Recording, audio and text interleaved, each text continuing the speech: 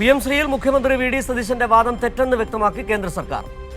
ധാരണാപത്രം ഒപ്പിട്ട ശേഷം PM ശ്രീ നടപ്പാക്കാൻ കേരളം താൽപര്യം കാട്ടിയില്ലെന്നും ഇക്കാര്യം 2025 നവംബർ 12-ന് കേന്ദ്രത്തെ അറിയിച്ചെന്നും സുപ്രീം കോടതിയിൽ കേന്ദ്രം നൽകിയ സത്യവാങ്മൂലത്തിൽ വ്യക്തമാക്കും.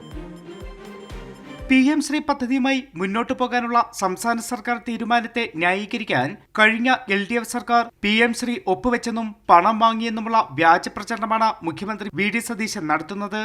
മുഖ്യമന്ത്രിയുടെ വാദങ്ങൾ തെറ്റെന്ന് വ്യക്തമാക്കുന്നതാണ് ഭിന്നശേഷി അധ്യാപക നിയമനവുമായി ബന്ധപ്പെട്ട കേസിൽ കേന്ദ്ര സർക്കാർ സുപ്രീം കോടതിയിൽ നൽകിയ സത്യവാങ്മൂലം.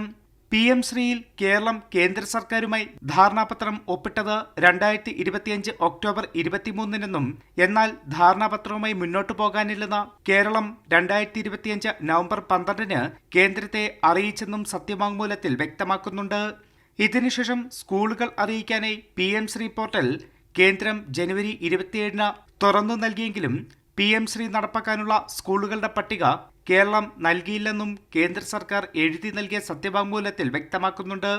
PM ശ്രീ ഉൾപ്പെടെ പദ്ധതി നടപ്പാക്കാൻ കേരളത്തിന് വിമുഖതയെന്നും PM ശ്രീയിൽ ഒപ്പുവെച്ചതിൽ നിന്ന് LDF സർക്കാർ പിന്നോട്ടു പോയെന്നും കേന്ദ്രം ചൂണ്ടിക്കാട്ടിയിട്ടുണ്ട്.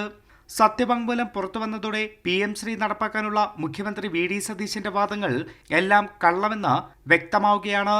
കൈരളി ന്യൂസ്, ദില്ലി.